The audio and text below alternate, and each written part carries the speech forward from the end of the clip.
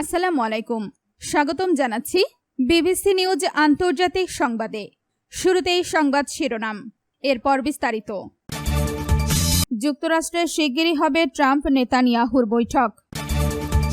আলী খামেনির প্রতি শ্রদ্ধা জানালো সৌদি। নিহত খামেনির প্রতি শেষ শ্রদ্ধা, ইরানের সপ্তাহব্যাপী কর্মসূচি শুরু। খামেনির জানাজায় ইউরোপীয় দেশগুলোকে আমন্ত্রণ জানায়নি ইরান। দর্শক, এতক্ষণ শুনছিলেন সংবাদ শিরোনাম, এখন বিস্তারিত।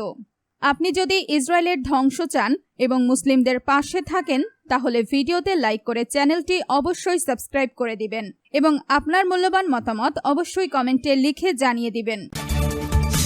যুক্তরাষ্ট্রে শিগগির হবে ট্রাম্প নেতানিয়াহুর বৈঠক। দখলদার ইসরায়েলের প্রধানমন্ত্রী বেনিয়ামিন নেতানিয়াহু এবং যুক্তরাষ্ট্রের প্রেসিডেন্ট ডোনাল্ড ট্রাম্পের মধ্যে ফোন আলাপে যুক্তরাষ্ট্রে শিগগিরই বৈঠকের বিষয়ে সম্মতি হয়েছে বলে জানিয়েছে ইসরায়েলি প্রধানমন্ত্রীর কার্যালয়। কার্যালয়ের এক বিবৃতিতে বলা হয়, যুক্তরাষ্ট্রের স্বাধীনতা দিবস ও দেশের 250তম বার্ষিকী উপলক্ষে শনিবারের আগের ট্রাম্পকে অভিনন্দন জানান Netanyahu.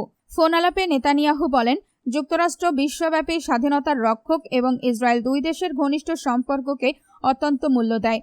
Israeli public broadcaster can জানিয়েছে, দুই নেতা যুক্তরাষ্ট্রের শিগগিরই বৈঠকে বসতে সম্মত হয়েছেন, তবে এখনো কোনো নির্দিষ্ট তারিখ ঠিক হয়নি।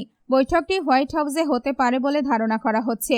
প্রতিবেদনে আরও বলা হয়, একই সময়ে লেবাননের প্রেসিডেন্ট জোসেফ আউনও ওয়াশিংটন সফর করতে পারেন। এই সম্ভাব্য বৈঠক এমন এক সময়ে আসছে যখন গত মাসের যুক্তরাষ্ট্র ইরান কাঠামোগত শান্তি চুক্তি নিয়ে ওয়াশিংটন ও তেল আবিবের মধ্যে উত্তেজনা দেখা দিয়েছে, যা ইসরায়েলি সরকারের জন্য অস্বস্তির কারণ হয়েছে।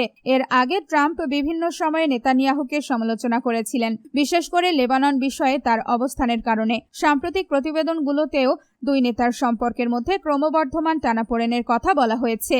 আপনি যদি ইসরায়েলের ধ্বংস চান এবং মুসলিমদের পাশে থাকেন, তাহলে ভিডিওতে লাইক করে চ্যানেলটি অবশ্যই সাবস্ক্রাইব করে দিবেন এবং আপনার মূল্যবান মতামত অবশ্যই কমেন্টে লিখে জানিয়ে দিবেন।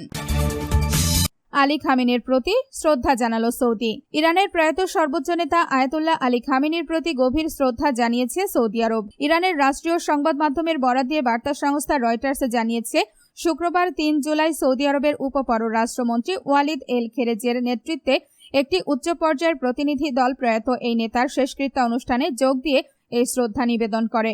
মধ্যপ্রাচ্যের দুই প্রভাবশালী প্রতিবেশী দেশের কূটনৈতিক সম্পর্কের দীর্ঘ টানাপোড়েনের পর এই শোক প্রকাশকে আঞ্চলিক রাজনীতিতে একটি তাৎপর্যপূর্ণ কূটনৈতিক শিষ্টাচার হিসেবে দেখা হচ্ছে। জানাজা অনুষ্ঠানে সৌদি প্রতিনিধি দলটির উপস্থিতি দুই দেশের মধ্যকার চলমান সম্পর্ক উন্নয়ন ও পারস্পরিক শ্রদ্ধাবোধের বহিঃপ্রকাশ বলে মনে করছেন আন্তর্জাতিক বিশ্লেষকেরা।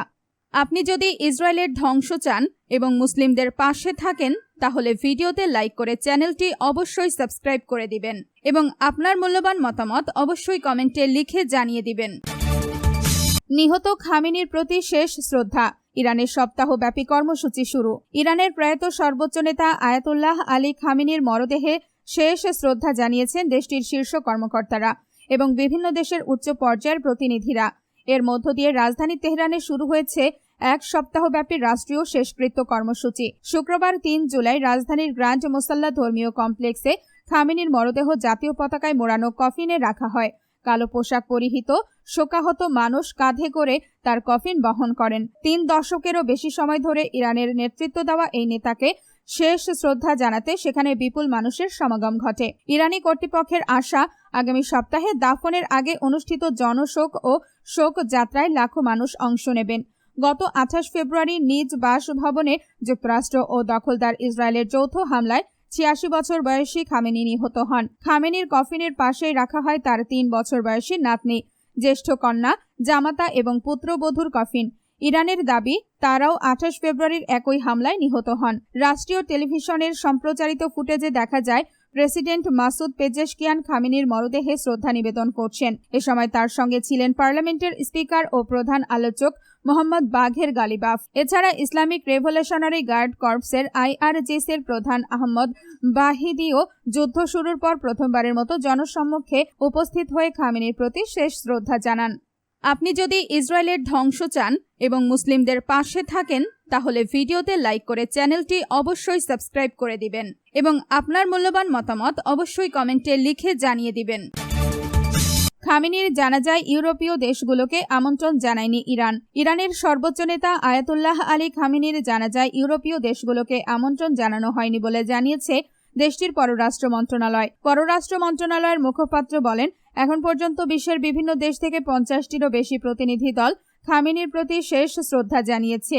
জানাজায় অংশ নেওয়া বিশিষ্ট ব্যক্তিদের মধ্যে ছিলেন তাজিকিস্তানের প্রেসিডেন্ট, ইরাকের প্রেসিডেন্ট, ইরাকি পার্লামেন্টের স্পিকার, তুর্কমেনিস্তানের প্রতিনিধি দল, জর্জিয়ার প্রেসিডেন্ট, পাকিস্তানের প্রধানমন্ত্রী, আর্মেনিয়ার প্রধানমন্ত্রী নিকোল পাশিনিয়ান, রাশিয়ার নিরাপত্তা পরিষদের উপপ্রধান দিমিত্রি মেদভেদেভ এবং তুরস্কের ভাইস প্রেসিডেন্ট সহ আরও অনেক বিদেশি প্রতিনিধি। ইরানি কর্মকর্তাদের ভাষ্য অনুযায়ী অনুষ্ঠানে অংশ নেওয়া অধিকাংশ প্রতিনিধি ইরানের মিত্র বা নিরপেক্ষ অবস্থান গ্রহণকারী দেশগুলোর প্রতিনিধিত্ব করেছেন। পররাষ্ট্র মন্ত্রণালয়ের মুখপাত্র আরও বলেন, ইউরোপীয় দেশগুলো কিংবা যেসব দেশ প্রত্যক্ষ বা পরোক্ষভাবে ইরানের বিরুদ্ধে দখলদার ইসরায়েল ও যুক্তরাষ্ট্রের সামরিক অভিযানের সমর্থন দিয়েছে তাদের কোনো আমন্ত্রণ জানানো হয়নি।